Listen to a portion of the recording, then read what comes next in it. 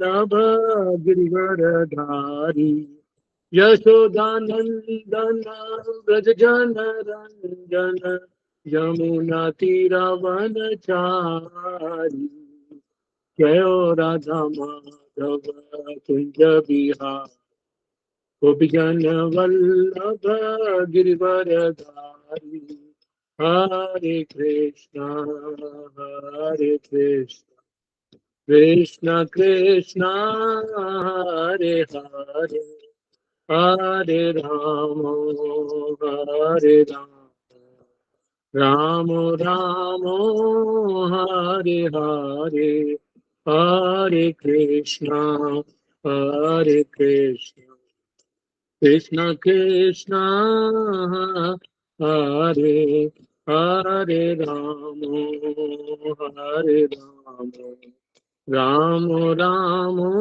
राम हरे हरे हरे कृष्ण कृष्ण कृष्ण हरे हरे राम राम राम हरे हरे हरे कृष्ण कृष्ण कृष्ण हरे हरे हरे राम राम राम हरे हरे हरे कृष्ण कृष्ण कृष्ण हरे हरे हरे राम राम राम हरे हरे हरे कृष्ण कृष्ण कृष्ण हरे हरे हरे राम राम राम हरे हरे कृष्ण कृष्ण कृष्ण हरे हरे हरे राम राम हरे राधा श्याम सुंदर राधा श्याम सुंदर राधे जय राधा गोपीनाथ राधा गोपीनाथ राधे जय राधा गोविंद राधा गोविंद राधे जय राधा मदन मोहन राधा मदन मोहन जय राधा दामोदर राधा दामोदर राधे जय राधा छल चिकन राधा छल चिकन राधे जय राधा बाके बिहारी राधा बाके बिहारी राधा जय कृष्ण बलराम कृष्ण बलराम कृष्ण बलराम जय कृष्ण बलराम जय गौरानिता गौरानिता गौरानिताय जय गौरानिताय जय जय प्रभुपाद प्रभुपाद प्रभुपाद जय जय प्रभुपाद निताय गौरा हरि बोल हरि बोल हरि बोल निताय गौर हरि बोल हरि बोल हरि बोल हरि बोल निताय गौर हरि बोल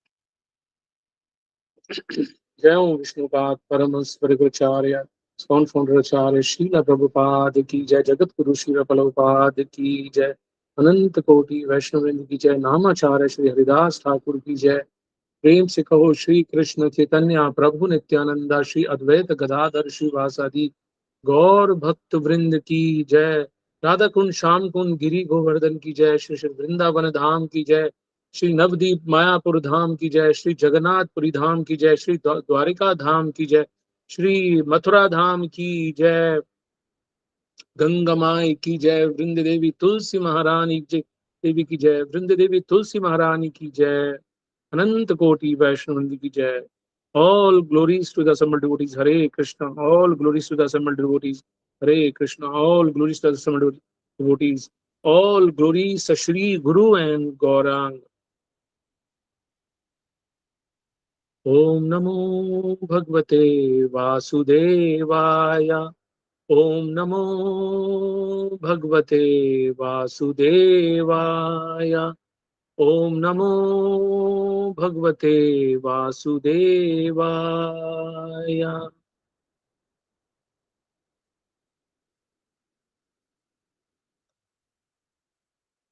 मूकं करोति वाचालं पंगुं लंघते गिरिं यत्कृपातमहं वंदे परमानंद माधवम।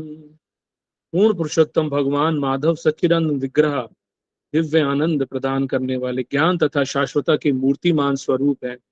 उन्हें मैं सादर नमस्कार करता हूँ। मैं उनकी कृपा से गूंगा व्यक्ति वक्ता बन जाता है और लंगड़ा व्यक्ति पर्वत को लांग जाता है। ऐसे ही भगवान की कृपा है।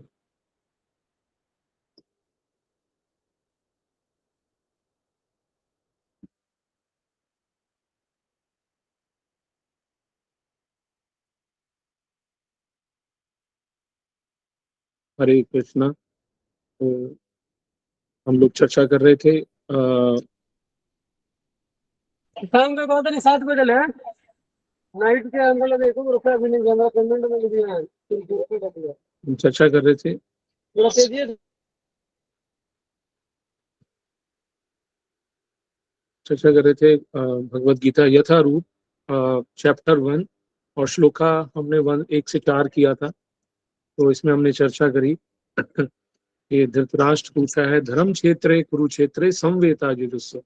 इस धर्म क्षेत्र में, तो इसमें धर्म क्षेत्र क्यों बताया था इसकी चर्चा हमने करी थी कि धर्म क्षेत्र क्यों बोला गया है, क्योंकि यहाँ पर कुरुओं ने तपस्या करी और कई राजाओं ने देवताओं ने यज्ञ किया। तो इसकी हमें, और इसीलिए इस भूमि को धर्म क्षेत्र कुरुक्षेत्र का, क्योंकि यहाँ पे सारे कार्य धर्म से संबंधित हुए हैं।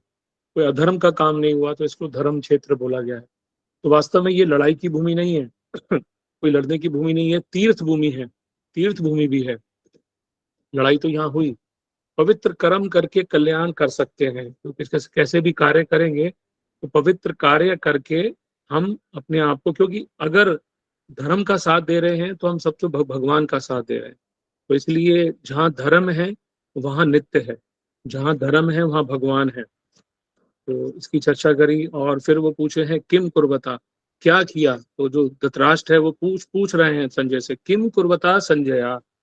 संजय से पूछ रहे हैं क्या किया, क्योंकि पांडवों की सेना ऐसे व्यू रचनाओं को देखकर वो पूछ रहे हैं। उसके बाद दुर्योधन ने अपने गुरु के पास, दुर्योधन के गुरु कौन है,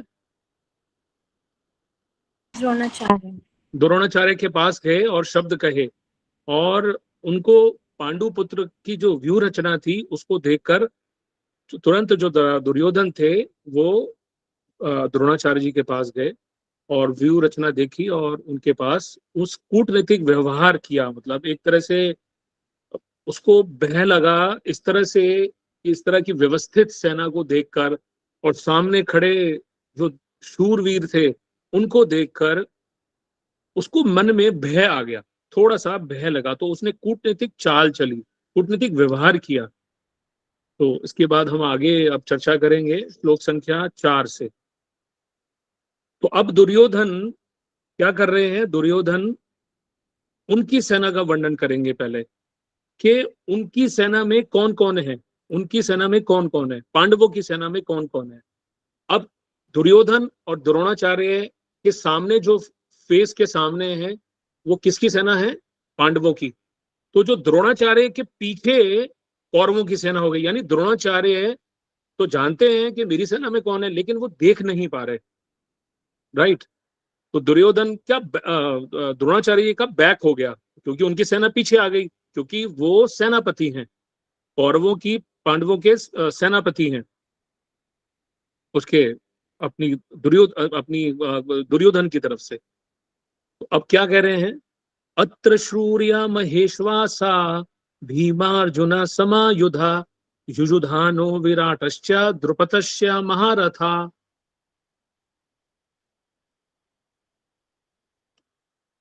तो ये तो हो गया ना, चौथा श्लोक तो हो गया ना, ये हो गया। अब पांचवा से हम शुरू करेंगे। दृष्ट केतु दृष्ट केतु चेकिताना काशीराज च वीर्यवान पुरीजता कुंती भोजा चाशव्य चा नरपुंगवा। दृष्ट केतु चेकिताना काशीराज च वीर्यवान पुरीजत कुंती भोजा चाशव्य चा नरपुंगवा। दृष्ट केतु चेकिताना कशिराज च वीर्यवान पुरी जात कुंती भोजा च शैव्य च नर पुंगवा। तो अब क्या कह रहे हैं कि इनके साथ किनके साथ? अब ये दुर्योधन क्या कह रहा है? इनके साथ। इनके के साथ है कि मतलब पांडवों के साथ कौन कौन है? दृष्ट केतु। तो दृष्ट केतु कौन है? तो वास्तव में दृष्ट केतु कौन है? तो दृष्ट केतु हैं शिशुपाल जी के पुत्र। कि ये कितना मूर्ख है, ये कितना मूर्ख है कि अपने पिता के कातिल, अपने पिता शिशुपाल को कृष्ण ने भरी सभा में सुदर्शन से उनका वध किया था, फिर भी ये कृष्ण के पक्ष से लड़ने के लिए खड़ा हुआ है। कौन? धृष्टकेतु। चेकितान, चेकितान कौन है? चेकितान यादव है, यादव है। यादव भी हमारी ओर से लड़ने के लिए तैयार है ये यादव, लेकिन ये यादव चेकितान पांडवों की सेना में खड़ा है। अब यादव जो हैं, यादव सेना तो दुर्योधन की तरफ से थी, लेकिन ये जो चेकितान है, ये यादव जो है, ये यादव चेकितान पांडवों की सेना में खड़ा हुआ है। काशीराज, तो काशीराज वीर्यवान, काशीराज वीर्यवान। तो वीर्यवान, अत्यंत वीर्यवान को बोलते हैं अत्यंत शक्तिशाली, पावरफुल। वैसे तो परम शक्तिशाली कौन है? स्वयं कृष्ण। भगवान के 6 ऐश्वर्य हैं। भगवान सबसे बलशाली हैं, सबसे सुंदर हैं, सबसे वैरागी हैं, सबसे बुद्धिमान हैं। तो परम यहाँ अत्यंत शक्तिशाली बोला है। तो हमारे अंदर भी कुछ ना कुछ थोड़े थोड़े गुण हम सबके अंदर हैं। तो यहाँ काशीराज को क्या बोला है? काशीराज वीर्यवान, तो शक्तिशाली बोला गया है। तो वास्तव में कौन है? शूरवीर हैं, महारथी हैं, पराक्रमी हैं। लेकिन फिर भी पांडवों की सेना, लेकिन फिर भी पांडवों की सेना में वो खड़ा है, पांडवों की सेना से युद्ध कर रहा है। तो आप सावधान हो जाओ, आप सावधान हो जाओ। तो ऐसा दुर्योधन क्यों कह रहा है? ऐसा दुर्योधन क्यों कह रहा है कि आप सावधान हो जाओ? वो तो ऑलरेडी सावधान है, द्रोणाचार्य।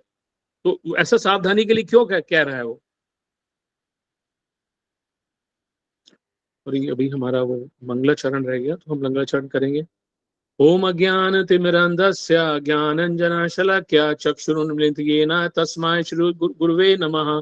श्री चैतन्य मनोभीष्टं स्थापितं येन भूतले स्वयं रूप कदा मह्यं ददाति स्वपदान्तिकं। वन्देऽहं श्री गुरु श्री उतपथकमलं श्री गुरु वैष्णवांच श्री रूपं साग्र जातं सहगन रघुनाथं तम सजीवं साद्वैतं सावधूतं परिजन सहितं कृष्ण चैतन्य देवं श्री राधा कृष्णा पदान सहगन ललिता श्री विशाखान्वितंश्च। हे कृष्णा करुणा सिंधु दीन बंधु जगतपते गोपेश गोपिका कांता राधा कांता नमस्तुते।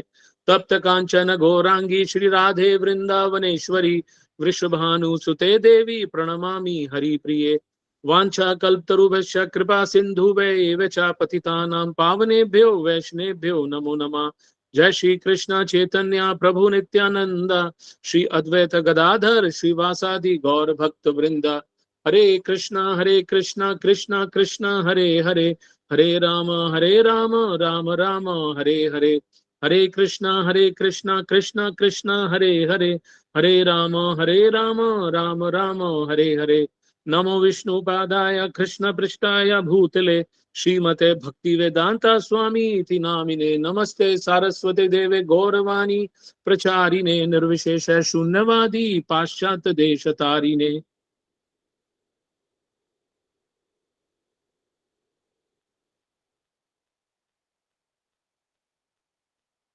तो हम चर्चा शुरू करेंगे आज।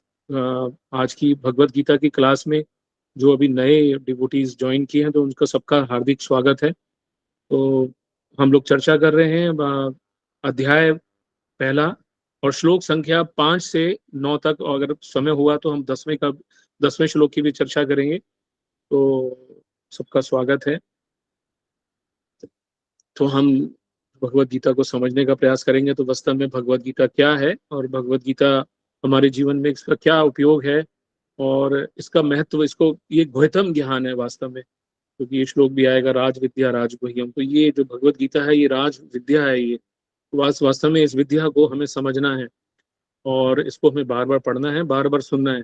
अगर हम एक शब्द बार बार बोल रहे हैं तो इसका मतलब अगर भगवान ने या प्रभुपाद जी ने श्लोक बोले हैं और भगवान बार बार कह रहे हैं, 4 बार बोल रहे हैं कि मैं भगवान हूँ, मैं भगवान हूँ, तो इसके पीछे भी कोई लॉजिक है। तो इसी तरह से अगर हम एक श्लोक का उच्चारण बार बार कर रहे हैं तो उसका भी कोई ना कोई लॉजिक है कि वो श्लोक बार बार बोला जा रहा है या हम वही बार बार रिपीट कर रहे हैं कि वो हमारी चेतना में, हमारे बुद्धि में बैठ सके, क्योंकि हम लोग भूल जाते हैं। तो इसलिए उस चीज को बार बार रिपीट भी किया जाता है। तो हम चर्चा कर रहे थे, दृष्ट केतु चेकिताना कशिराज वीर्यवान। तो जो कौन है चेकितान, तो चेकितान कौन है, तो यादवों, जो यादव है, और वास्तव में वो लेकिन खड़ा किसकी तरफ से है, पांडवों की तरफ से। और काशीराज वीर्यवान, तो काशीराज वीर्यवान कौन है, वो शूरवीर है, महारथी है, लेकिन ये भी पांडवों की सेना में खड़ा हुआ है। तो अब दुर्योधन क्या कह रहे हैं द्रोणाचार्य को कि आप सावधानी से युद्ध करना, क्योंकि वह बड़ा पराक्रमी है। कौन कौन पराक्रमी है, काशीराज वीर्यवान। तो वास्तव में काशीराज जो महाभारत युद्ध में मारे गए थे। आगे,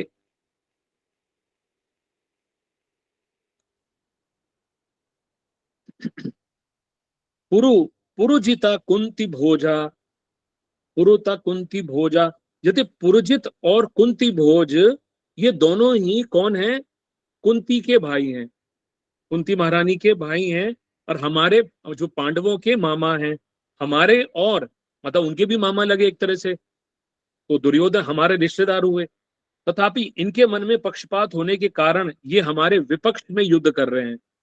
तो दुर्योधन कह रहा है ये हमारे मामा हैं और पांडवों के भी मामा हैं, लेकिन ये युद्ध किसकी तरफ से कर रहे हैं, पांडवों की पक्ष से। कौन, पूरी जात कुंती भोज, कौन है ये, कुंती महारानी के भाई।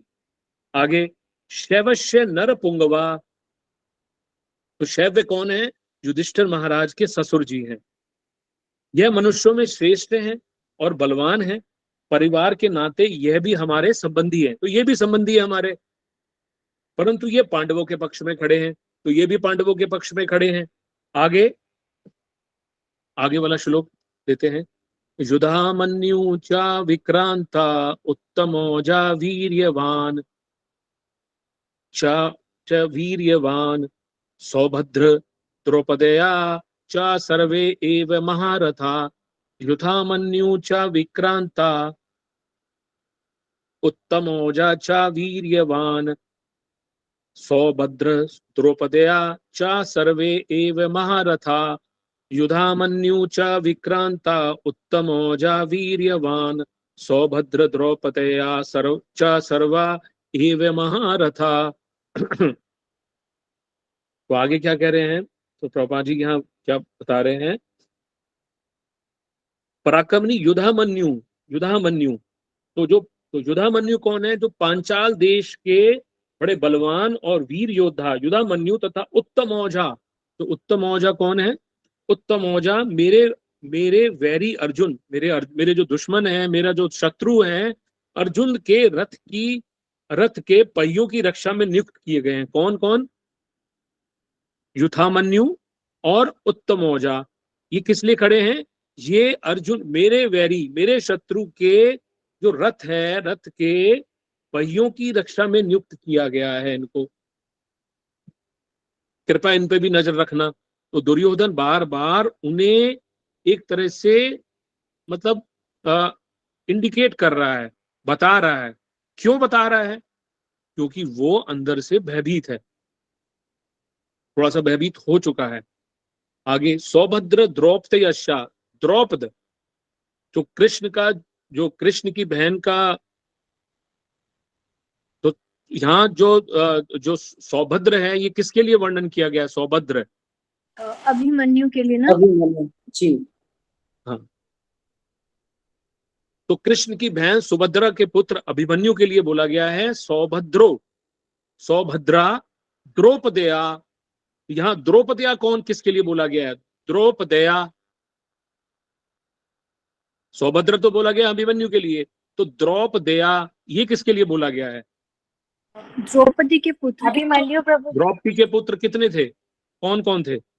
अभिमन्यु। नहीं नहीं नहीं नहीं, हाथ खड़ा करके, हाथ खड़ा करके। हाँ बबीता माता जी बताइए आप। हाँ जी प्रभु जी, 5 पुत्र थे ना उनके, तो वो 5 पुत्रों का नाम तो नहीं मालूम। नाम याद है आपको? नहीं प्रभु जी। चलो नाम बता देते हैं। तो जो द्रौपदी के क्या थे, द्रौपदी के आगे इसका भी पहले चर्चा करते हैं। द्रौपादस्या, द्रौपदया, द्रौपादस्या कौन कौन है? तो 5 पांडव कौन कौन है ये तो सबको मालूम है।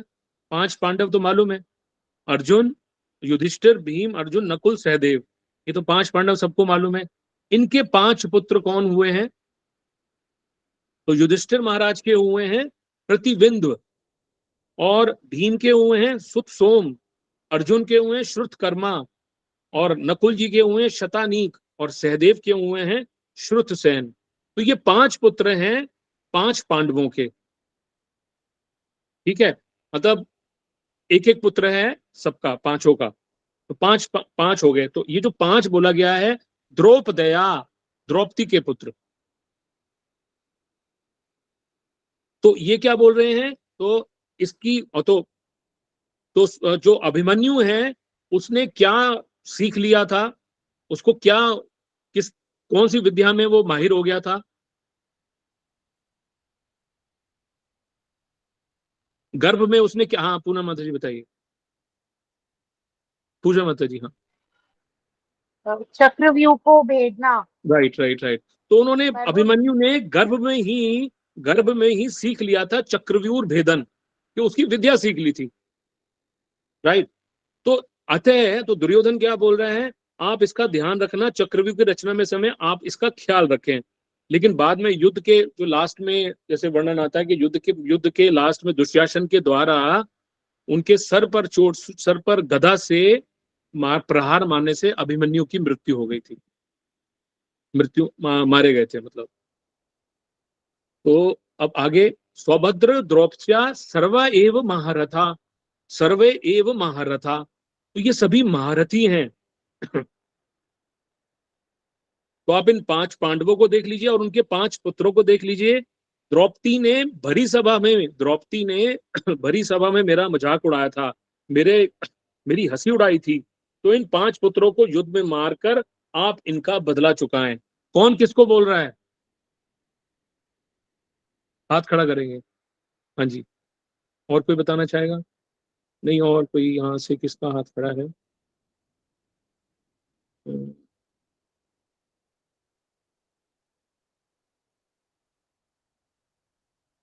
हाँ जी बताइए माता जी, कोई भी बताइए। हाँ संगीत, क्या नाम है इनका माता जी का? सुनीता माता जी। हाँ जी। हाँ जी प्रभु जी, दुर्योधन अपने गुरु द्रोणाचार्य को बता रहे। क्यों बता रहा है ये? उनको मालूम नहीं है? वो बहुत ज्यादा भयभीत हो चुका था, डर गया था बहुत ज्यादा अंदर से, इसलिए। अंदर से डर गया था। तो जो 5 पांडव हैं, 5 पांडवों के पुत्र थे, उनको किसने मारा था? सबको मालूम है। हाँ नीति माता जी बताइए। हाँ कमल माता जी बताइए। तो उसमें कुछ और हैं? इसका आंसर नहीं पता, बट मैं ये, दुर्योधन डरा हुआ नहीं था। दुर्योधन जो द्रोणाचार्य थे, उनके पांडव उनके बड़े प्रिय थे, तो वो इसलिए उनको बता रहे थे कि भाई ये सब दूसरी तरफ है, तो आप उनको देख लो, कहीं उनके प्रति आपका और ज्यादा वो ना, मतलब प्रेम या करुणा ना आ जाए। तो उन सबको देख के तो बता रहा था उनकी वीरता के बारे में, बता तो। हाँ हाँ ठीक है, इसकी चर्चा और भी कर सकते हैं कि किस तरह से वो द्रोणाचार्य को प्रोवोक कर रहा था। प्रोवोक समझ रहे हैं? प्रोवोक करना होता है इसको, प्रोवोक मतलब उकसाना, कि एक उकसाना, और कहीं वो पक्ष ना कर रहे हो, और थोड़ा सा भय भी था। तो ये तीनों फैक्टर थे। राइट। अच्छा, 5 जो द्रौपदी के पुत्र थे, उनका वध किसने किया और कैसे वध किया? इसी सबको, ये तो अब सबको याद ही है, सबको, सबने महाभारत देखी है। द्रौपदी के जो 5 पुत्र थे उनको किसने मारा और कैसे मारा?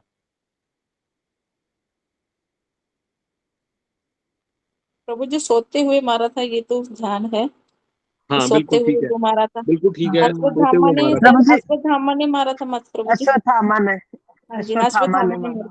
हाँ बिल्कुल। तो रात में सोते हुए पांडव जो 5 पुत्र थे, अश्वत्थामा ने उनको वध किया था। सोते हुए मारा। आगे, सर्व एव महारथा, तो ये सबके सब महारथी है। तो दुर्योधन द्रोणाचार्य को कह रहा है ये जितने भी हैं, ये युधामन्यु, उत्तम औजा, सौभद्र है, द्रौपदी के पुत्र, ये सब कौन है? ये सब शस्त्र और शस्त्र विद्या में निपुण हैं, दोनों प्रवीण हैं योद्धाओं का। ये अकेले ही, मतलब वीर पुरुष को महारथी कहा, तो महारथी का अर्थ होता है कि जो अकेले ही एक साथ 10,000 धनुर्धारी योद्धाओं का संचालन कर सकता है, तो उसको महारथी बोला गया। तो वास्तव में ये सब महारथी हैं, और ऐसे बहुत से महारथी पांडव सेना में खड़े हैं। तो ऐसा दुर्योधन दुर्योधन बता रहा था। बता रहा है।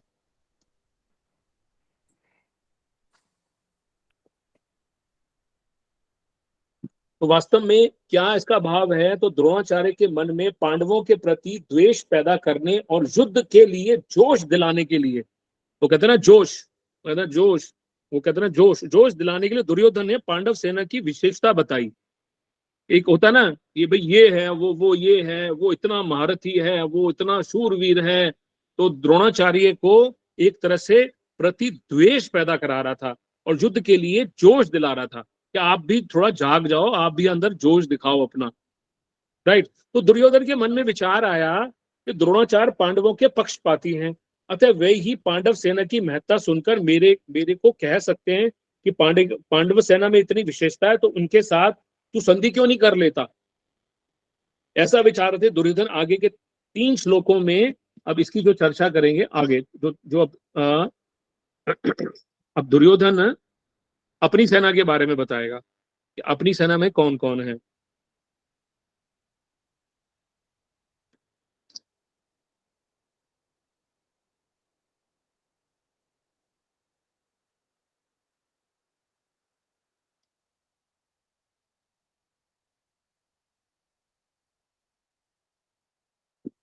अस्माकं अस्माकं तु विशिष्टा ये तान निबोधः द्विज उत्तमा नायका मम सैन्यस्य संग अर्थम तान विवीरम ते। अस्माकं तु विशिष्टा ये तान निबोध द्विज उत्तमम नायका मम सैन्यस्य संग संघर्थ तान विवरम ते। अस्माकं अस्माकं तु विशिष्टा ये तानि बोध द्विजोत्तमम नायका मम सैन्यस्य संघार्थ तान विविव्रम थे। तो क्या कह रहे हैं? अस्माकम अस्माकम,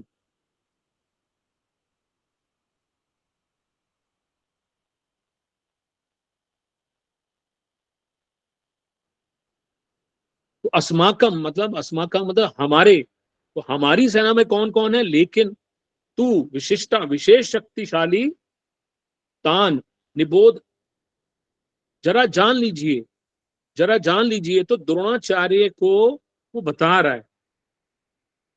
तो दुर्योधन द्रोणाचार्य से कहता है, हे द्विज श्रेष्ठ,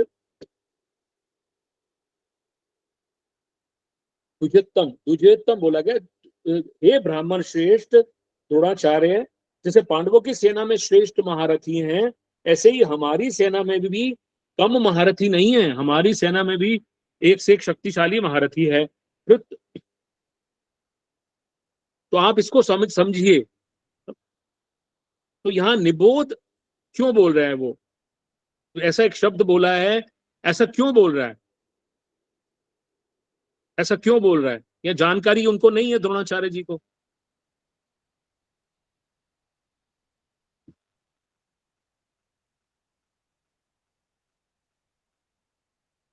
निबोध वर्ड जो आया है वो किस लिए आया? तानि बोधम, तान निबोधम, तो जरा जान लीजिए। क्या जान लीजिए आप? तो दुर्योधन क्या कह रहा है और क्यों कह रहा है ये? तो इसलिए, क्योंकि अब जो वो बता रहा है, क्योंकि द्रोणाचार्य और दुर्योधन की जो मुख है, फेस है, वो पांडवों की सेना की तरफ है, तो पीठ के पीछे खड़ी है सेना, कौरवों की जो सेना है वो द्रोणाचार्य के पीछे खड़ी है, तो ये इसलिए इसको निबोध बोला गया है। तो आप ध्यान दीजिए, थोड़ा सा ध्यान रखिए, ध्यान दीजिए। आपने आगे तो देख लिया, आपको पता है पीछे कौन कौन है हमारे साथ? कई बार हम आगे चल रहे होते हैं, हमें पता नहीं है ना पीछे कौन आ रहा है, हमारे कौन खड़ा है हमारे पीछे। तो ये वर्ड आया है निबोध, जरा जान लीजिए, जानकारी प्राप्त कीजिए। हे द्विज उत्तमम, द्विज उत्तम, हे सेनापतियों में उत्तम। तो मेरी सेना में भी विशिष्ट सेनापति हैं, सेना नायक हैं, महारथी हैं। मैं उनका केवल आपको याद करा रहा हूं, तो मैं आपको याद करा रहा हूं, तो आपकी सिर्फ दृष्टि, आपको सिर्फ ध्यान करा रहा हूं। तो अब अच्छा, यहाँ पे एक वर्ड यूज हुआ है जो एक इंफॉर्मेशन देने के लिए एक शब्द यूज हुआ है कि इंफॉर्मेशन मैं दे रहा हूं, तो वो कौन सा शब्द है इस श्लोक में, 7वें श्लोक में? हाँ बिल्कुल ठीक, संज्ञार्थम। माता जी हाथ खड़ा कीजिए, करे एकदम नहीं, क्योंकि सबको मौका मिलना है, कोई बात नहीं। संज्ञार्थम, तो कह रहे सूचना, इंफॉर्मेशन दे रहा हूं। तो वास्तव में संघासन का अर्थ है, बहुत से सेना नायक हैं यहाँ पर, मैं उनके नाम कहां तक लूं, मैं किस किस का नाम बताऊं आपको? इसलिए मैं आपको सिर्फ संकेत दे रहा हूं, क्योंकि आप तो सबको जानते हैं, क्योंकि आप सबको जानते हैं। तो यहाँ पर सूचना, सूचना होती है ना, इंफॉर्मेशन, कि फलाना फलाना इसका रास्ता, जो आदमी कोई रास्ता पूछता है कि इस मंदिर के अध्यक्ष कौन है, इसके वो कौन है, इस मंदिर में कितने भक्त हैं, तो एक तरह की सूचना। तो ये शब्द आ रहा है संज्ञा अर्थम। तो अब दुर्योधन द्रोणाचार्य को एक इंफॉर्मेशन दे रहा है, सूचना दे रहा है कि मैं आपको कहां कहां तक बताऊं, हमारे में भी सेनापति हैं। तो वास्तव में दुर्योधन का ऐसा भाव प्रतीत होता है कि हमारा पक्ष किसी तरह से कमजोर नहीं है। तो मतलब वो ये भी दिखा रहा है कि हमारा पक्ष भी कमजोर नहीं है, अगर पांडवों का अगर मजबूत है तो हमारा भी किसी से कम नहीं है। तो ऐसी अवस्था में तो किसी पक्ष को, जो विपक्ष है, उसको कभी भी कमजोर नहीं समझ, मतलब शत्रु पक्ष को, शत्रु पक्ष कौन है? पांडव, पांडवों की सेना। तो वास्तव में शत्रु पक्ष को कभी कमजोर नहीं समझना चाहिए, है ना? आवतन अपने उपेक्षा, उदासीनता आदि भावना किंचन मात्र भी नहीं आनी देनी चाहिए अपने अंदर, मतलब इंफिनिटी नहीं आनी चाहिए, मतलब एक तरह से डर नहीं होना चाहिए, उदासीनता नहीं चाहिए, उपेक्षा नहीं होनी चाहिए, आदि की भावना यानी इन्फिनिटी, इन्फिनिटी नहीं आना चाहिए कि हम कमजोर हैं, हम लड़ नहीं पाएंगे, हम क्या करें। अब जैसे कई बार भक्ति में हम बड़े वो हो जाते हैं, उदासीन हो जाते हैं, भक्ति के अंदर भी हो जाते हैं ना, ढीले पड़ गए, माला नहीं हो रही, आरती नहीं हो रही, भोग नहीं बन रहा, माला भी हो रही है, माला सुबह से हो रही है, रात हो गई, कीर्तनीय सदा हरि हो रहा है, तो ये उदासीनता है उस। लेकिन हम बोलते हैं कीर्तनीय सदा हरि, तो इसका मतलब ये नहीं है कि सुबह हम 4 बजे शुरू करें और रात को 12 बजे तक हम कीर्तनीय सदा हरि कर रहे हैं, पता नहीं 16 माला हमारी रात को 12 बजे तक चल रही है, वो कीर्तनीय सदा हरि नहीं है। तो ये वास्तव में उदासीनता है, ये भक्ति में उदासीनता है। तो वास्तव में दुर्योधन वो कह रहे हैं आप उदासीन मत हो, मतलब आदि भाव मत रखो, इन्फिनिटी मत रखो। हमारे अंदर भी इन्फिनिटी आ जाती है कई बारी, किसी भक्त को देखे, किसी भक्त को प्रशंसा देके, उसने इतनी बुक डिस्ट्रीब्यूशन कर ली, वो इतनी अच्छी कथा कर रहा है, वो हमसे आगे निकल गया है, तो हमारे अंदर भी कई बार उदासीनता, इस तरह की इन्फिनिटी आ जाती है। लेकिन हमें अपने पथ पे चलना है, हमें कोई लड़ना नहीं है। ये तो सिर्फ एक दुर्योधन द्रोणाचार्य जी को समझा रहा है, वो बता रहा है वो भी। तो हमें किंचित मात्र भी नहीं होना चाहिए, उदासीन नहीं होना चाहिए। इसलिए मैं आपको सावधानी, मतलब वो कहते हैं सावधानी हटी दुर्घटना घटी, तो मैं आपको सावधान कर रहा हूं कि द्रोणाचार्य श्रेष्ठतम, क्या करें? श्रेष्ठतम द्विजोत्तमम। तो द्विजोत्तम, तो कौन सा वर्ड यूज किया है, कौन सा श्लोक में कौन सा शब्द यूज किया है? ब्राह्मण श्रेष्ठ, कौन सा यूज किया गया है जो ब्राह्मणों में भी श्रेष्ठ हैं? हाँ, द्विज उत्तम। हाँ द्विज उत्तम। हाँ ठीक है, द्विज उत्तम। तो दूसरा भाव ये है कि पांडवों की सेना को देखकर दुर्योधन पे प्रभाव पड़ गया था। कई बार हम दूसरों से इन्फ्लुएंस में आ जाते हैं, दूसरों को देख लेते हैं, दूसरों के कपड़े, दूसरों की सुंदरता, दूसरों का धन, तो हम प्रभाव में आए। तो हमें प्रभाव में नहीं आना चाहिए।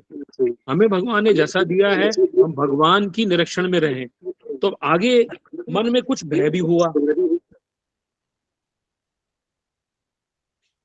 माइक बंद कीजिए। तो मन में कुछ भय भी हुआ, भय भी हो रहा था, ठीक है।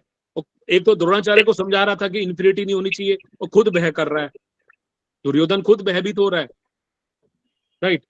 तो संख्या में कम होते हुए भी पांडव सेना के पक्ष में बहुत धर्मात्मा पुरुष थे। धर्मात्मा दोनों तरफ थे, स्वयं भगवान भी थे। तो भगवान थे, धर्मात्मा स्वयं भगवान भी थे। जिस पक्ष में धर्म और भगवान रहते हैं उस सब पर सबका प्रभाव पड़ता है। तो जहां भगवान है वहां धर्म है, और जहां भगवान नहीं है वहां अधर्म है। सिंपली फॉर्मूला कि जहां धर्म है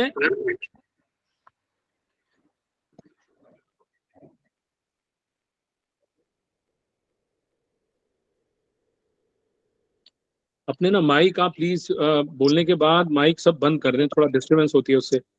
तो क्या है कारण, संख्या में कम होते हुए भी। हरे कृष्णा। माता जी आप अपना माइक बंद कीजिए, बहुत डिस्टरबेंस होती है, कई बार आप भूल जाते। नीति माता जी आप बंद करिए माता जी का।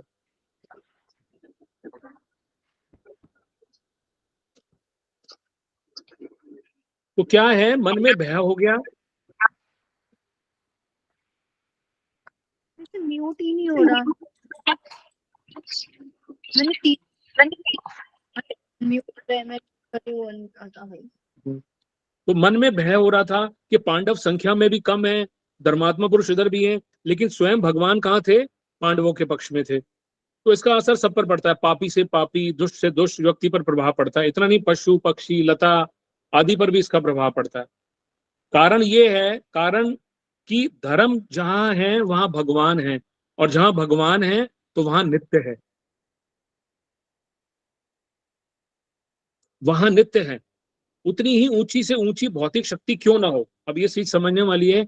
चाहे कितनी भी किसी के पास मटेरियल ऑपुलेंस हो, बहुत मटेरियल ऑपुलेंस हो, बहुत रिच है, बहुत धन है, नौकर चाकर है, बंगले हैं, लेकिन वो क्या है, सब कुछ अनित्य है।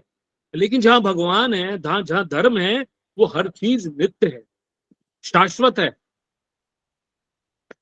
तो क्योंकि पांडवों की तरफ थे तो पांडव भी नित्य थे, पांडव भी नित्य हो गए।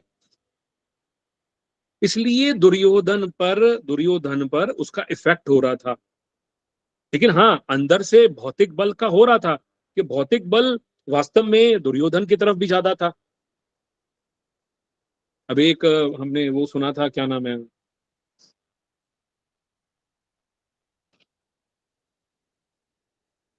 वो कहते ना, एक हमने एक स्लोगन सुना था, मेरे पास नौकर है, बंगला है, नौकर चाकर है, गाड़ी है, तुम्हारे पास क्या है।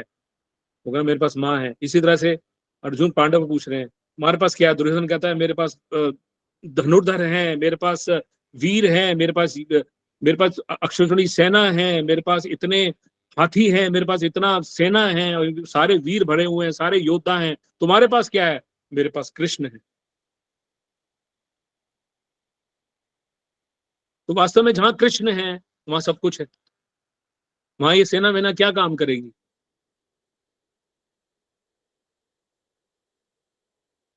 तो उसको भौतिक बल का थोड़ा सा विश्वास हो रहा था, भौतिक बल के कारण।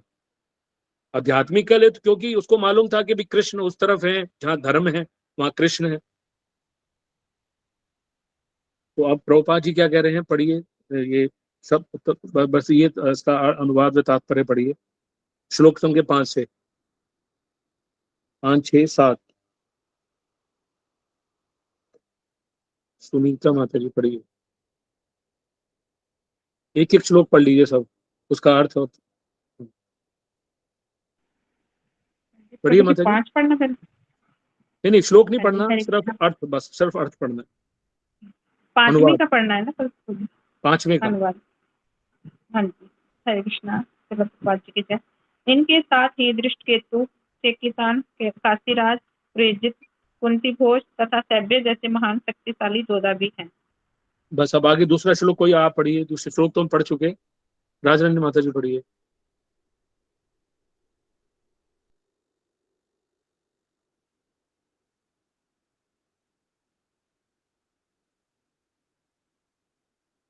हो गया, चलो कोई और पढ़िए।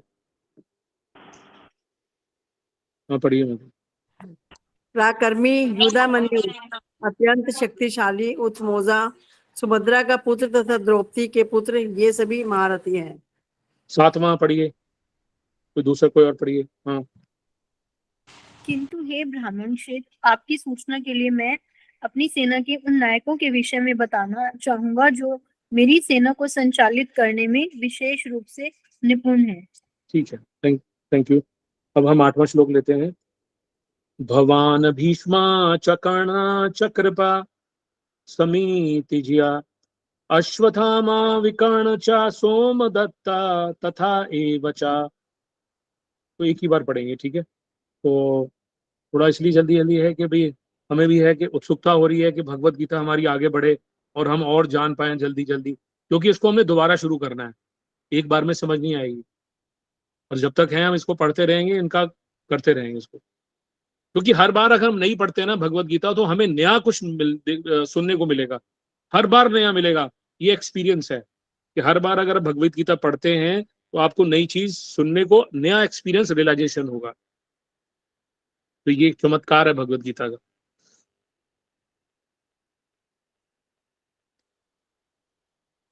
भगवान भगवान भीष्म। तो अब दुर्योधन कह रहे हैं द्रोणाचार्य को, क्या मेरी तरफ कौन कौन है मेरी सेना में। तो अब एक यहाँ शब्द यूज हुआ है इसमें श्लोक में जिसमें द्रोणाचार्य के लिए वो शब्द यूज हुआ है। तो द्रोणाचार्य के लिए कौन सा शब्द यूज हुआ है?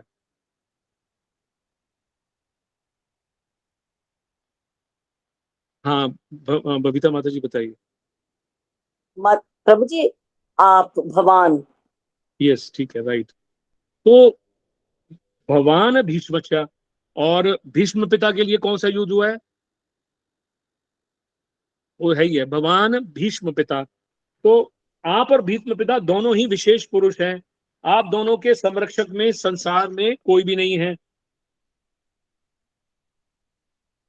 अगर आप दोनों में से पूरी शक्ति लगाकर, तो दुर्योधन बोला अगर आप पूरी शक्ति लगाकर युद्ध करेंगे तो कोई देवता, यक्ष, राक्षस, मनुष्य आदि कोई भी नहीं है जो आपके सामने टिक सके। ठीक है, आप दोनों के पराक्रम तो जगत में फेमस है, मतलब आप दोनों ही बहुत बलशाली हैं, दोनों ही पराक्रमी हैं। तो भीष्म पिता अबाल ब्रह्मचारी हैं और इच्छा मृत्यु है उनको, अर्थात उनकी इच्छा के बिना उन्हें कोई नहीं मार सकता।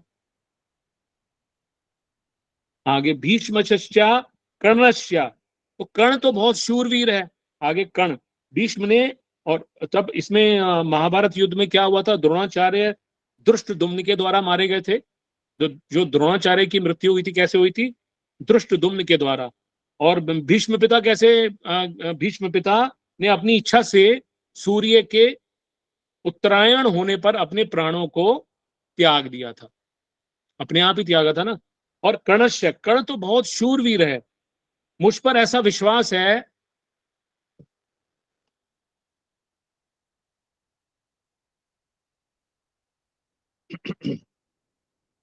मुझे तो ऐसा विश्वास हो रहा है कि अकेला ही पांडव सेना पर विजय प्राप्त कर सकता है। कौन? कर्ण, कर्णश्य।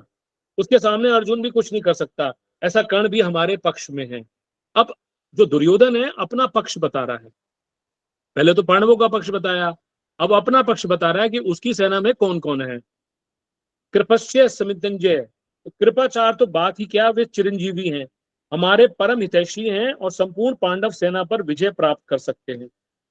तो पद्म पुराण में 8 चिरंजीवियों के नाम आते हैं। तो 8 चिरंजीवी आपको पता है कौन कौन है?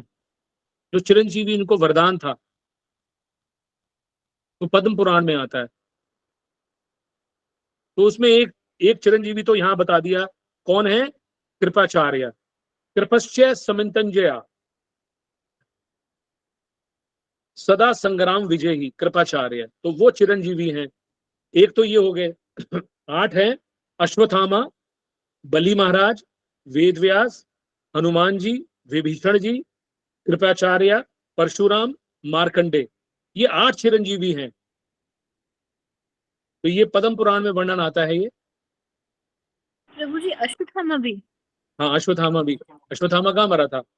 उसको तो सिर्फ ये था, भगवान ने कहा था कि तू अब ये पूरे ब्रह्मांड में घूमता रहेगा, मृत्यु तो हो ही नहीं सकती थी। उसकी जब निकाल ली, मणि निकाल ली ना, तो कथा सबको मालूम ही है। यद्यपि द्रोणाचार्य और भीष्म के बाद दुर्योधन को कृपाचार्य का नाम लेना चाहिए था, परंतु दुर्योधन को कर्ण पर इतना विश्वास था कि उतना कृपाचार्य पे नहीं था। मतलब कृपाचार्य चिरंजीवी होते हुए उन पर विश्वास नहीं कर रहा था। किस पे विश्वास था? कर्ण पे। इसलिए कर्ण का नाम तो भीतर से ही बीच में निकल आया, मतलब वैसे ही बीच में आ गया। द्रोणाचार्य और भीष्म कृपाचार्य का अपमान नहीं समझ ले, मतलब द्रोणाचार्य और भीष्म को कहीं कृपाचार्य अपमान ना समझ ले, इसलिए दुर्योधन कृपाचार्य को संग्राम विजयी जो घोषित क्या कर रहे थे, संग्राम विजयी।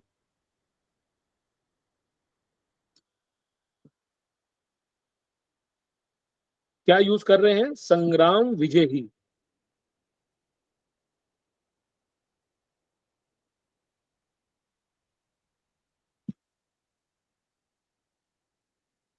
अश्वत्थामा कृपश्य समिंदेजा, अश्वत्थामा विकर्णश्च। अश्वत्थामा है, ये भी चिरंजीवी हैं, आपके पुत्र हैं और बड़े शूरवीर हैं। तो द्रोणाचार्य के पुत्र थे ना अश्वत्थामा, उन्होंने आपसे ही शस्त्र विद्या सीखी है और कला में बड़े चतुर हैं।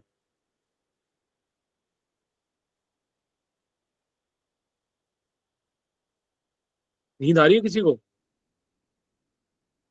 नहीं प्रभु जी। नहीं प्रभु जी, करेक्ट। नहीं, एक आध झटका लेना, ले लो। इतनी अच्छी वो हो रहा है कि सामने चले, सामने हम खड़े हैं, सामने से दर्शन कर रहे हैं। एक तरफ पांडव हैं और एक तरफ कर्ण है और दुर्योधन अपनी इस तरह से। विकर्णश्य सोमदस्त्य कौन है? आप ये ना समझे केवल पांडव ही धर्मात्मा हैं, हमारे पक्ष में भी विकर्ण जैसे धर्मात्मा और शूरवीर हैं। ऐसे ही प्रपतिता महा शांतनु के भाई के पौत्र तथा सोमदत्त के पुत्र भूर्शर्वा भी बड़े धर्मात्मा हैं। उन्होंने बड़ी बड़ी दक्षिणा वाले अनेक यज्ञ किए हैं। वे भी बड़े शूरवीर हैं और महारथी हैं।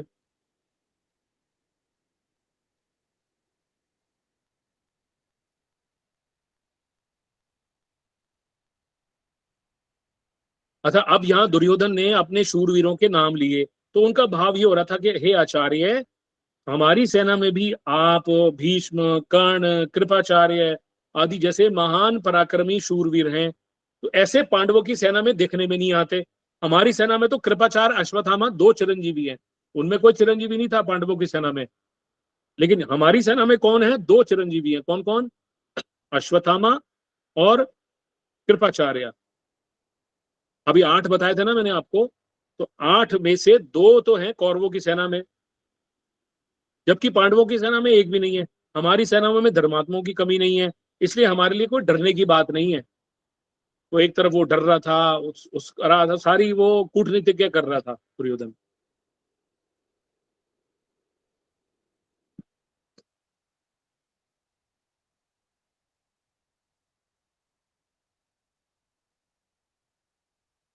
अन्य चे बहव सूर्या मत अर्थे व्यक्त व्यक्त जीवता, नाना शस्त्र प्रहणा सर्वेषु युद्ध विशारदा। अन्य चे बहव सूर्या मत अर्थे त्वत्त जीवता, नाना शस्त्र प्रहणा सर्वे युद्ध विशारदा। अन्य च बहव सूर्या मत अर्थे त्वक्त जीवता, नाना शस्त्र प्रहणा सर्व युद्ध विशारदा।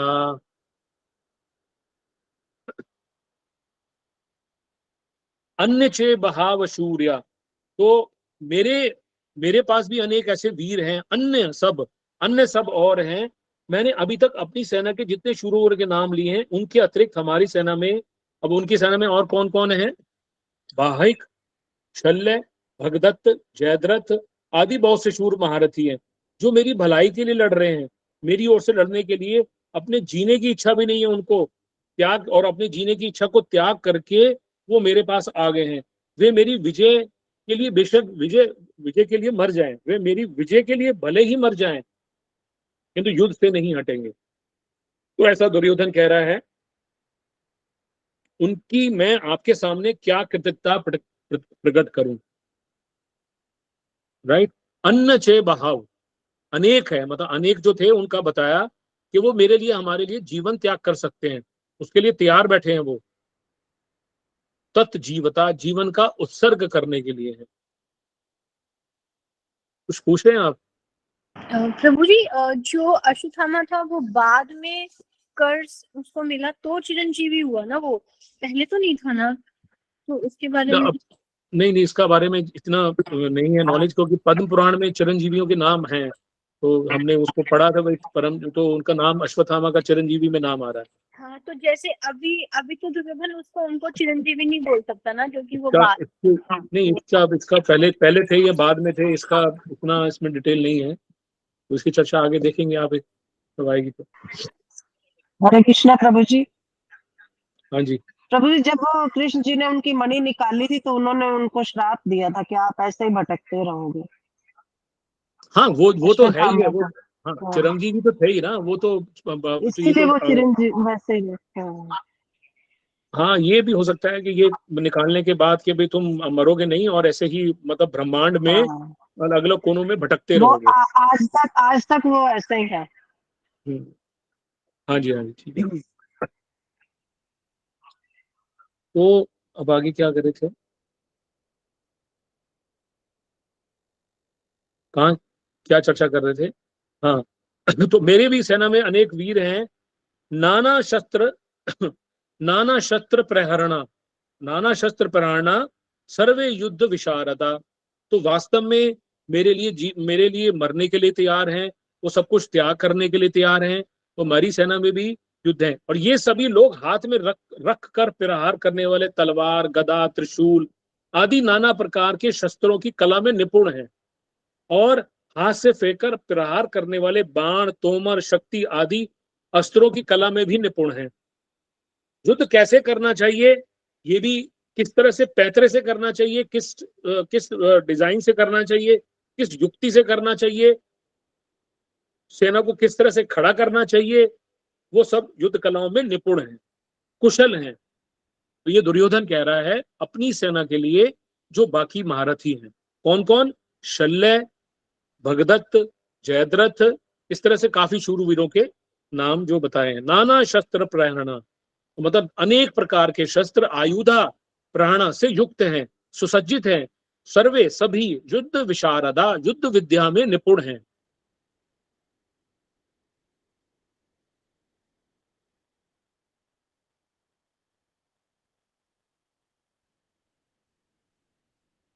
तो दुर्योधन की बातें सुनकर द्रोणाचार्य कुछ नहीं बोले। तब अपनी चालाकी ना चल सकने से दुर्योधन के मन में विचार आता है।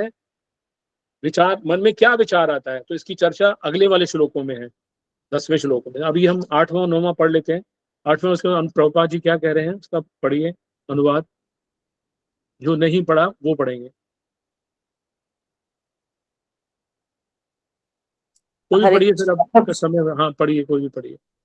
मेरी सेना में स्वयं आप, भीष्म, कर्ण, कृपाचार्य, अश्वत्थामा, विकर्ण तथा सोमदत्त का पुत्र भूरिश्रवा आदि है, जो युद्ध में सदैव विजयी रहे हैं। तात्पर्य शील प्रभुपाद जी के द्वारा। शील प्रभुपाद जी की जय। दुर्योधन उन अद्वितीय युद्ध वीरों का उल्लेख करते हैं जो सदैव विजयी होते रहे हैं। विकर्ण दुर्योधन का भाई है, अश्वत्थामा द्रोणाचार्य का पुत्र है, और सोमदत्ती या भूरिश्रवा भाइकों के राजा का पुत्र है। कर्ण अर्जुन का आधा भाई है, क्योंकि वह कुंती के गर्भ से राजा पांडु के साथ विवाहित होने के पूर्व उत्पन्न हुआ था। कृपाचार्य की जुड़वा बहन द्रोणाचार्य को ब्याही थी। हरे कृष्ण। तो कृपाचार्य जी थे वो मतलब द्रोणाचार्य जी के साले थे, मतलब द्रोणाचार्य जी इनके जीजा जी थे, मतलब ब्रदर इन लॉ यही थी। आगे पढ़िए, इसका आगे वाले 9वें का अनुवाद व तात्पर्य।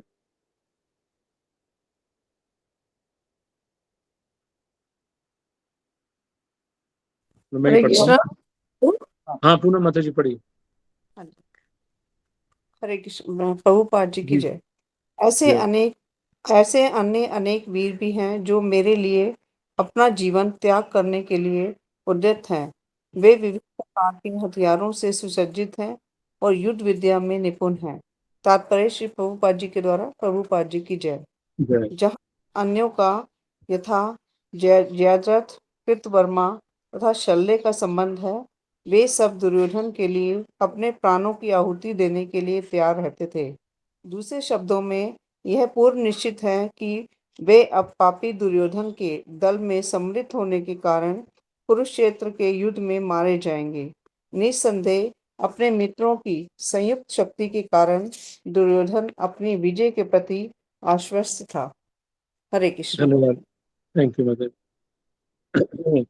तो यहाँ पर थोड़ा सा दुर्योधन अपनी संयुक्त शक्ति, वही भौतिक पावर, भौतिक बल के कारण थोड़ा विजय के लिए वो हो रहा था कि मैं डेफिनेटली जीतूंगा, मैं विजय ही सहज ही विजय प्राप्त कर लूंगा, मतलब इजीली मैं आई विल विन, मैं जीत जाऊंगा। क्योंकि भौतिक ये था कि मेरे ये भी हैं, मेरे साथ भीष्म पिता भी हैं। और यहाँ पर प्रभुपाद जी दुर्योधन को पापी बोल रहे हैं। यहाँ पापी लिखा गया, पापी दुर्योधन। क्यों क्यों लिख रहे हैं पापी?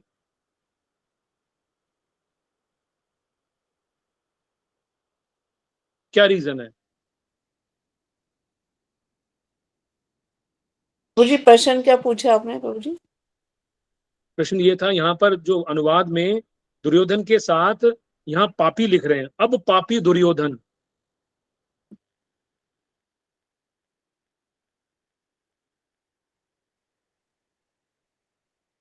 हाँ बबीता माता जी बताइए। प्रभु जी, क्योंकि उन्होंने पांडवों के साथ अन्याय किया था, तो पापी तो थे ही दुर्योधन। अच्छा, और और? एक तो ये युद्ध ही नहीं होता यदि वो सत्य पे चलते। हाँ, और कोई? और उन्होंने कहा था कि सुई की नोक के बराबर नहीं देना, अब खुल ही नहीं रहा। चलो, और कोई? सुई की नोक के बराबर भी नहीं देना मैंने कुछ पांडवों हाँ को। जी माता जी, और कोई? ठीक है माता जी, कमल माता जी, और कोई? हाँ पूनम माता जी। हरे कृष्ण प्रभु जी, क्योंकि कृष्ण के पक्ष में नहीं थे ना, हाँ जी, कृष्ण के पक्ष में थे ना।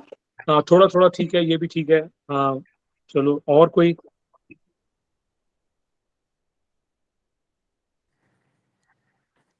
हाँ पूनम माता जी, ये पूजा माता जी। हरे कृष्ण प्रभु जी। क्योंकि हाँ वो दुर्योधन ने पांडवों को मारने की कोशिश भी करी थी लाक्षागृह में। जी। वो दिखाते हाँ जी, कुछ हाँ जी, थे, करते कुछ थे कुछ। हाँ जी, ठीक है ठीक है। चलो, धन्यवाद सबका, सबने कुछ कुछ थोड़ा बताया। तो यहाँ पापी जो प्रभुपाद जी वर्णन कर रहे हैं, यहाँ पापी दुर्योधन इसलिए बोला गया है क्योंकि वो उसने, मतलब एक तो वो अधर्म का साथ दे रहा था, धर्म की तरफ नहीं था, अधर्म कर रहा था, अधर्म का साथ कर रहा था। तो इसलिए ये पूर्व निश्चित ही है कि भाई जो पापी दुर्योधन है, क्योंकि वो पाप पापमय कार्य किए थे, उसने पापमय कार्यों को साथ दिया था, धर्म अधर्म का साथ दिया था, धर्म के साथ नहीं था। तो माता जी का जब माइक खुला होता है, माइक फिर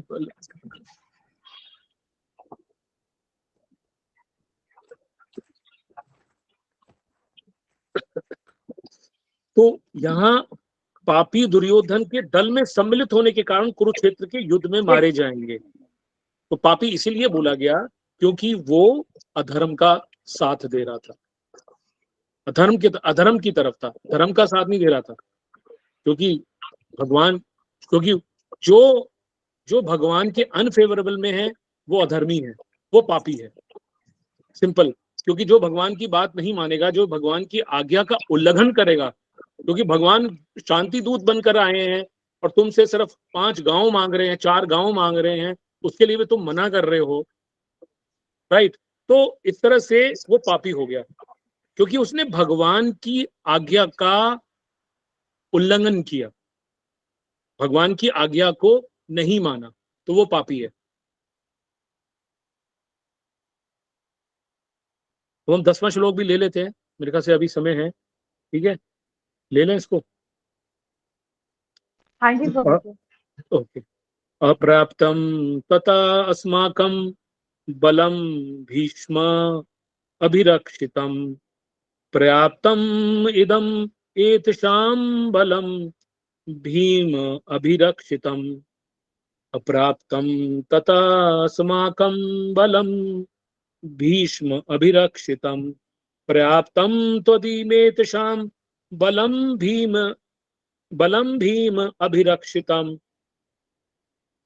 हमारी शक्ति अपरमेय है और हम सब पितामह द्वारा भली भांति संरक्षित हैं, जबकि पांडवों की शक्ति भीम द्वारा भली भांति सुरक्षित होकर भी सीमित है। तो यहाँ भीष्म पिता क्या कहते हैं, अप्राप्तम तस्माकम बलम भीष्म।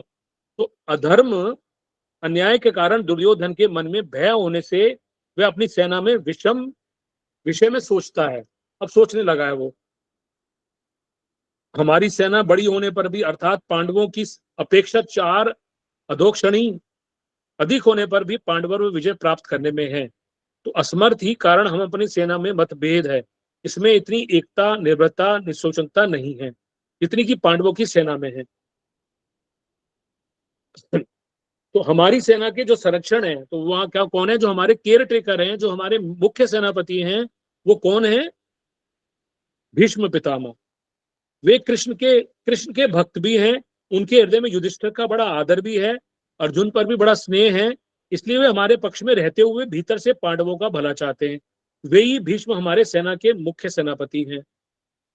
ऐसी दशा में हमारी सेना पांडवों के मुकाबले में कैसे समर्थ हो सकती है, नहीं हो सकती, क्योंकि वो दिखा रहा था कि अपर्याप्तम तस्माक, मतलब हम अस्माक का मतलब क्या है, अपरिमेय अस्माक, हमारी शक्ति जो है, पितामह अजय हैं, उनको भी कोई नहीं मार सकता। तो अन्याय के कारण दुर्योधन के, क्योंकि पापी इसलिए भी बोला गया था क्योंकि वो उसने अन्याय किया था, क्योंकि कोई भी अन्याय करेगा किसी के साथ तो वास्तव में वो पापी है, और धर्म के विरुद्ध चलेगा वो भी पापी है, राइट। तो वो मन में भय उसके अंदर पहले से ही था, क्योंकि वो अब भीष्म पिता के लिए सोचने लग गया कि भीष्म पितामह तो हैं, वो युधिष्ठिर का बड़ा आदर करते हैं, वो कृष्ण के भक्त भी हैं, और अर्जुन से भी उनका बड़ा स्नेह है। तो इस तरह से वो भीष्म पिता के लिए सोचने लग गया। आगे, प्राप्तम त्विद मेतशा, परंतु यह जो पांडवों की सेना है, ये हम पर विजय करने में समर्थ है, कारण इनकी सेना में मतभेद नहीं है। अब वो कह रहे हैं कि कौरवों की सेना में मतभेद था, पांडवों की सेना में मतभेद नहीं है।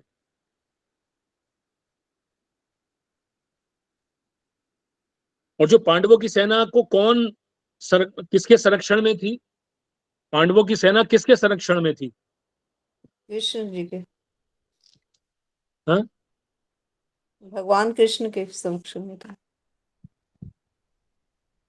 नहीं, भीम के संरक्षण में थी, क्योंकि अभी जो सेना, जैसे उधर भीष्म पिता की थी, कृष्ण तो थे ही, संरक्षण में तो सारे ही पांडव थे, वो तो कहने वाली बात ही नहीं है। लेकिन एक पर्टिकुलर जब युद्ध होता है, तो युद्ध करने से पहले एक सेनापति नियुक्त होता है, एक सेनापति की ड्यूटी होती है, एक कमांडर होता है, कैप्टन होता है, वो सब पूरी सेना को गाइड करता है, वो सेना को ऑर्डर करता है किस तरह से चलना है। तो पांडवों की शक्ति जो है भीम द्वारा भली भांति सुरक्षित होकर भी सीमित थी। जो ये पांडवों की सेना है, तो यहां पर भीम की बात आ रही है, तो सेना का कि जो प्राप्तम दिव्यदेशम बलम भीमा, तो क्या था कि भीम के अंदर इतना उसमें बल था, 100 भाइयों को मारने की प्रतिज्ञा क्योंकि कर चुका था, अर्थात वह नाश करने पर तुला हुआ था, उसका शरीर वज्र के समान मजबूत था। मैंने उसको जहर भी पिलाया था, दुर्योधन कह रहा है मैंने जहर भी पिलाया था भीम को, लेकिन फिर भी वो मरा नहीं। यह ऐसा भीमसेन पांडवों के सेना का संरक्षण है। तो वास्तव में जो सेना थी वो भीम के संरक्षण में थी, इसलिए सेना वास्तव में समर्थ है, पूर्ण है। एक होता ना, एक मकसद होता है किसी का लड़ने का, तो पांडवों के पास मकसद था, कौरवों के पास कोई मकसद नहीं था, क्योंकि कौरवों के पास ऑलरेडी सब कुछ था। कौरव तो हथिया चुके थे ना, कौरव तो ऑलरेडी सब हथिया चुके थे, उनका साम्राज्य है, राज्य है, तो कौरवों को युद्ध करने की इतनी आवश्यकता नहीं।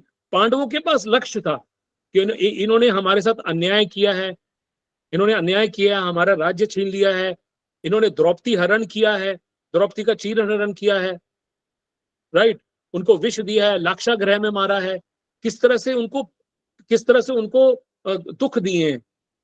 तो फिर क्या होता है, मन में एक लक्ष्य हो जाता है। तो पांडवों के मन में लक्ष्य था, राइट, इसलिए दुर्योधन कह रहा था कि ये पूर्ण है और वास्तव में समर्थ है। सेना ये भी कम नहीं थी, कौरवों की बलशाली थी, लेकिन वो किस मकसद से लड़ते, उनके पास तो साई। तो यहां एक शंका थी कि दुर्योधन ने अपनी सेना के संरक्षण के लिए भीष्म का नाम लिया, जो कि सेनापति के पद पर नियुक्त था, परंतु पांडव सेना के संरक्षण में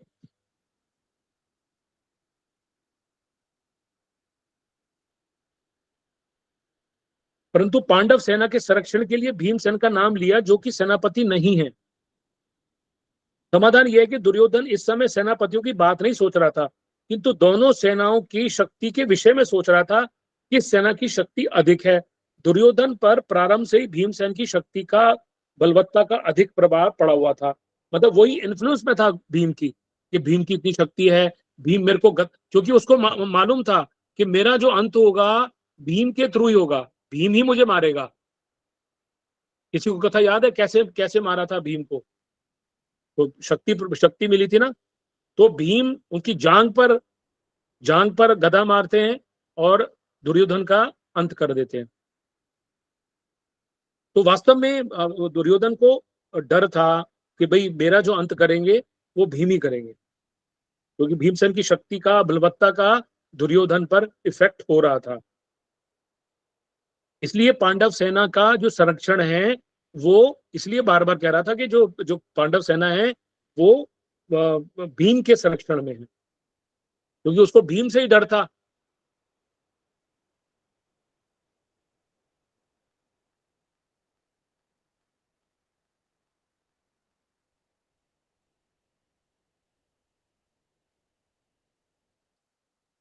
अर्जुन कौरव सेना को देखकर किसी के पास न जाकर हाथ में धनुष उठाते हैं।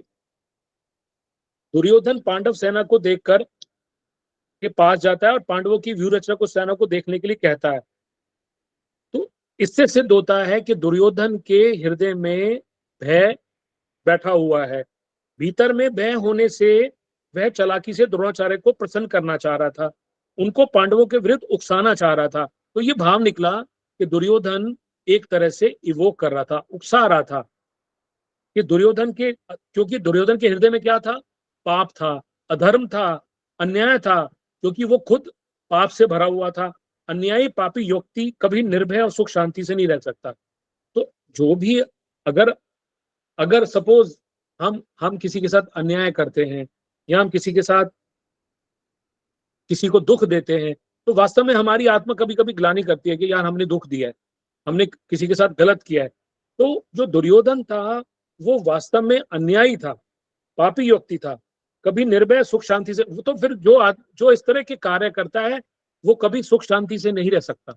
उसके मन में हमेशा चिंता रहेगी, उसके मन में हमेशा, उसका जो मन है विचलित रहेगा, क्योंकि अर्जुन के भीतर क्या था? धर्म, न्याय। तो अर्जुन के भीतर अपना स्वार्थ सिद्ध करने के लिए चालाकी नहीं थी, वो अपना कोई चालाकी नहीं कर रहे थे, भय नहीं था, लेकिन उत्साह था, वीरता थी अर्जुन के अंदर। तभी तो वीरता में आकर सेना निरीक्षण के करने के लिए भगवान को आगे देते हैं, हे अच्युत, दोनों सेनाओं के मध्य में मेरा रथ खड़ा कर दो। मतलब तीनों लोकों के स्वामी को अर्जुन कह रहे हैं कि हे अच्युत, मेरा रथ जो है आप दोनों सेनाओं के बीच में खड़ा कर दो। तो ये श्लोक आएगा हमारा पहले अध्याय का 21वां श्लोक, इसी अध्याय में आएगा, पहले चैप्टर का, तो इसकी चर्चा करेंगे। जो मेरा रथ उसके बीच में खड़ा कर दो।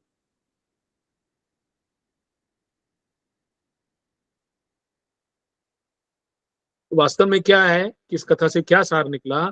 जिसके अंदर अन्याय है, अधर्म है और दुर्भाव है, तो वो हमेशा जितना मर्जी वास्तविक उसके अंदर बल हो, भौतिक बल हो, तो वास्तव में क्या है, वो भीतर से खोखला होता है। राइट? इसका भाव ये है, क्या भाव है कि अगर आपके अंदर भौतिक ऐश्वर्य बहुत है, अधर्म है, अब आपने बहुत धन कमाया इस भौतिक संसार में, किस तरह से धन कमाया, दूसरों को लूट कर, दूसरों को खसोट कर, लेकिन अंदर से क्या है? अंदर से डर है, भय है। राइट? क्योंकि वो भीतर से खोखला है, क्योंकि उसने गलत तरीके से वो धन कमाया, गलत तरीके से दूसरों के साथ गलत व्यवहार किया। और जिसने ईमानदारी के साथ काम किया, ऑनेस्टी के साथ पैसा कमाया, ऑनेस्टी के साथ भगवान की सेवा करी, तो वो शक्तिशाली है, उसको वो भीतर से खोखला नहीं है। और जो इसके अपोजिट, जो भौतिक बल होते हुए भी अंदर से अत्यंत डरा हुआ होता है, वो भयभीत होता है। और दूसरी तरफ जो ईमानदार होता है, या जो अन्याय नहीं होता, जिसके अंदर दुर्भाव नहीं होता, तो वो निर्भयी होता है। तो उसको डर नहीं है ना किसी चीज का, कि मैंने तो गलत किया नहीं किसी के साथ, मैंने दुर्व्यवहार नहीं किया किसी के साथ, मैंने किसी के साथ अन्याय नहीं किया। तो भगवान भी वहां खड़े होते हैं जहां जहां न्याय होता है, जहां धर्म होता है, जिसका धर्म का पालन, जो धर्म का पालन करता है। तो अर्जुन वास्तव में धर्म का पालन कर रहा था, क्योंकि उसने भगवान का आश्रय लिया था। तो इसी प्रकार हमें भी इस भौतिक संसार में भौतिक बलों पर ज्यादा विश्वास नहीं करना चाहिए। भौतिक, उसको हमें भगवान की सेवा के लिए इस्तेमाल में करना चाहिए, क्योंकि ये भौतिक बल कई बार हमें अहंकार का कारण बनते हैं हमारे लिए, कि हमारे पास नौकर है, बैंक बैलेंस है, नौकर चाकर है, सब कुछ है। तो वास्तव में हमें क्या है, हमें भगवान का आश्रय लेना चाहिए। तो वास्तव में वो कभी भयभीत नहीं होता, उसका बल जो होता है सच्चा होता है। तो बल कैसा होता है? सच्चा होता है।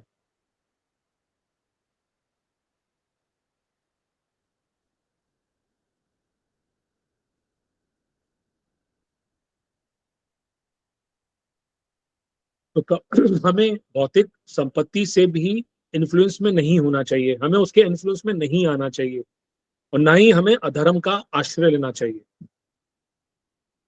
नहीं? तो इनमें कभी भी मनुष्य का हित नहीं होता भाई, बल्कि अपितु अहित ही होता है, मतलब गलत ही होता है। ये क्लियर हो गया आपको ये सारा, कि दुर्योधन क्यों कह रहा है, दुर्योधन ने इतनी चर्चा क्यों करी अपनी सेना के बारे में, पांडवों की सेना के बारे में, क्यों की? क्योंकि वो अंदर से भयभीत था, अंदर से वो अधर्मी था, पापी था। तो जो गलत होता है, पापी होता है, अन्यायी होता है, वो अंदर से हमेशा भयभीत होता है। सबसे बड़ा पॉइंट ये है कि वो अंदर से भयभीत रहेगा। और जो भगवान के आश्रित है, जो भगवान के आश्रित है, वो निर्भय रहेगा, है निर्भय रहेगा, ठोस अंदर दिल कमजोर नहीं होगा उसका। कमजोर। जैसे प्रभुपाद, शिला प्रभुपाद के क्या नाम था? अभय। 40 रुपए लेकर गए और अमेरिका चले गए। तो प्रभुपाद गए ना, और सारे विश्व में चैतन्य महाप्रभु के नाम का प्रचार किया। नगर नगर नगरम ग्रादियाम, नगर नगर गांव गांव में भगवान के नाम का प्रचार किया। तो निर्भीक थे ना, क्योंकि भगवान का आश्रय लिया हुआ था उन्होंने, भगवान का आश्रय लिया था, भगवान के नाम का प्रचार कर रहे थे। तो ऐसे ही हमें भी अगर निर्भीक बनना है, निर्भयी बनना है, तो हमें भगवान के आश्रय में रहना पड़ेगा। भगवान के आश्रय में हमें हमेशा रहना पड़ेगा, भगवान का आश्रय ही लेना ही सबसे बात है। जैसे भगवान के नामों का, हरे कृष्णा कृष्णा कृष्णा हरे हरे, हरे राम राम राम हरे हरे। तो ये भगवान के नाम है, तो हमें भगवान के नामों का आश्रय लेना है। राइट? जैसे अर्जुन ने लिया, कुंती महारानी ले रही है, कुंती महारानी कष्ट मांग रही है, मुझे कष्ट दो, जिससे कि भगवान मैं आपका स्मरण कर सकूं, मैं आपको याद कर सकूं। क्योंकि सुख में हम भगवान को भूल जाते हैं, दुख में सुमरन, सुख में सुमरन करें सुख में सुमरन सब करे, क्या करे? सुख में सुमरन, दुख में सुमरन सब करे, दुख में करे ना कोय, सुख में करे तो दुख काय का होए। तो यही है कि हम लोग दुख में तो भगवान को याद करते हैं, लेकिन दुख में भी आजकल याद नहीं होता। दुख इतने बढ़ जाते हैं, कई बार भगवान का नाम ही याद नहीं होता, इतने दुख हावी हो जाते हैं हमारे ऊपर। तब भी हमें भगवान का आश्रय ग्रहण करना चाहिए। सुख में तो हमारी स्थिति वही है कि सुख में तो हम भूल ही जाते हैं। तो सुख हो दुख हो कैसा भी हो, हमें भगवान के आश्रित रहना है, राइट। तो यही समय हो गया। कोई टिप्पणी, कोई प्रश्न वगैरह पूछते हैं तो हमारे यहाँ 10, ये अभी इसका ये अनुवाद में तात्पर्य रह गया है, तो अनुवाद और तात्पर्य पढ़िए।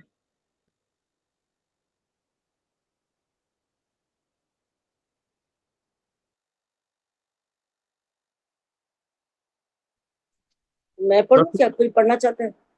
हाँ 10वें अध्याय का, हाँ पढ़िए जी। अनुवाद। हमारी शक्ति अपरिमेय है और हम सब पितामह द्वारा भली भांति संरक्षित हैं, जबकि पांडवों की शक्ति भीम द्वारा भली भांति संरक्षित होकर भी सीमित है। तात्पर्य श्रील प्रभुपाद जी के द्वारा। श्रील प्रभुपाद जी की जय। यहाँ पर दुर्योधन ने तुलनात्मक शक्ति का अनुमान प्रस्तुत किया है। वह सोचता है कि अत्यंत अनुभवी सेनानायक भीष्म पितामह के द्वारा विशेष रूप से संरक्षित होने के कारण उसकी सशस्त्र सेनाओं की शक्ति अपरिमेय है। दूसरी ओर पांडवों की सेनाएं सीमित हैं, क्योंकि उनकी सुरक्षा एक कम अनुभवी नायक भीम के द्वारा की जा रही है, जो भीष्म की तुलना में नगण्य है। दुर्योधन सदैव भीम से ईर्ष्या करता था, क्योंकि वह जानता था कि यदि उसकी मृत्यु कभी हुई भी तो वह भीम के द्वारा ही होगी, किंतु साथ ही उसे दृढ़ विश्वास था कि भीष्म की उपस्थिति में उसकी विजय निश्चित है, क्योंकि भीष्म कहीं अधिक उत्कृष्ट सेनापति हैं। वह युद्ध में विजय होगा, यह उसका दृढ़ निश्चय था। हरे कृष्ण। माता जी 9th भी रह गया। हरे कृष्णा। तो यहाँ प्रभुपाद जी कंपैरिजन कर रहे हैं, प्रभुपाद जी बता रहे हैं कि दुर्योधन ना कंपैरिजन कर रहा है अपनी शक्ति का अनुमान लगा रहा है, कंपैरिजन कर रहा है कि भाई मेरी शक्ति ये है, उनकी तरफ भीम है, वो तो उसको एक्सपीरियंस ही नहीं है। यहाँ भीष्म पितामह है जो अपरिमेय है। अपरिमेय मतलब जिनको कोई हरा नहीं सकता, राइट। और दोनों की सेना सीमित है, दूसरे पांडवों की सेना सीमित है, मतलब उनकी लिमिटेड है, जो सेना लिमिटेड है, मेरी तो असंख्य है। और दुर्योधन वास्तव में क्या कह रहा है कि भीम से ईर्ष्या करते हैं, प्रभुपाद जी लिख रहे हैं, क्योंकि वह जानता है क्योंकि उसकी मृत्यु होगी तो भीम के द्वारा होगी, और यह भी विश्वास है कि भीम की उपस्थिति में उसकी विजय निश्चित है, भीष्म के उपस्थिति में। और ये भी उसको विश्वास है, उनको दुर्योधन को, कि भीष्म पितामह की उपस्थिति में तो इस तरह की वो अपनी मनोधर्म लगा रहा है, मनोकल्पना लगा रहा है कि वो विजयी होगा, उसका दृढ़ निश्चय है। तो ऐसा प्रभुपाद जी वर्णन कर रहे हैं। ठीक है, अभी हम 11वां श्लोक लेंगे। अच्छा, हम इसमें एक और कर सकते हैं कि हम इसमें एक क्लास और बीच में ऐड कर दें, क्योंकि भगवत गीता पूरी नहीं हो पाएगी। एक दिन और कोई चूज कर सकते हैं, इसी के टाइम है, अगर हम 5:30 ही टाइम रखें, थर्सडे या वेडनेसडे या सैटरडे खाली चलने दे, सैटरडे ठीक है। आप नीति माता जी को बता दीजिएगा, जैसे भी है अपने वोटिंग कर दीजिएगा, नहीं है तो फिर सैटरडे को चलने दीजिए उसको, सैटरडे को, सैटरडे को जो शाम को है 5:30 से 7। ठीक है, तो यही विराम देते हैं। तो किसी का कोई प्रश्न है या टिप्पणी है तो अच्छा कर सकते हैं। ठीक है, श्रीमद् भागवत गीता की जय। श्रीमद् भगवत गीता यथारूप की जय। शीला प्रभु जगत गुरु शीला प्रभुपाद की जय। जगत गुरु शीला प्रभुपाद की जय। अनंत कोटि वैष्णव वृंद की जय। वांछा कल्पतरुभ्य कृपा सिंधुभ्य वच पतितानां पावनेभ्यो वैष्णवेभ्यो नमो नमः। कोई त्रुटि हो तो कोई क्षमा करे मुझे। तो कुछ भी अगर हम चर्चा कर रहे हैं तो अपने प्योरिफिकेशन के लिए। आज थोड़ा सा हैवी टॉनिक हो गया, थोड़ा सा। हरे कृष्ण प्रभु जी, दंडवत प्रणाम। प्रणाम। हरे कृष्ण। जी, प्रणाम। बहुत बहुत धन्यवाद सबका। कल सुबह क्लास 11 बजे है भागवतम की। ठीक है। ठीक है, कृष्णा बुक की ना, कृष्णा बुक की प्रभु जी। की है ना हाँ प्रभु जी? Krishna book, Krishna book, Krishna book. हाँ जी, हरे कृष्णा प्रभु जी, दंडवत प्रणाम। हरे हरे कृष्णा। कृष्णा प्रभु जी, दंडवत प्रणाम। हरे कृष्णा, दंडवत प्रणाम। सभी वैष्णव माता जी को हरे कृष्णा, दंडवत प्रणाम। हरे प्रभु कृष्णा, जी माता हरे जी कृष्णा, हरे कृष्णा। कविता माता जी को, नीता माता जी को, नीलम माता जी, प्रवीण माता जी, विशा प्रणाम माता जी, नीलम माता जी, प्रवीण माता जी, वेद माता जी, नीति माता जी, सबको मेरा कोटि कोटि प्रणाम। हरे कृष्णा। हरे कृष्णा।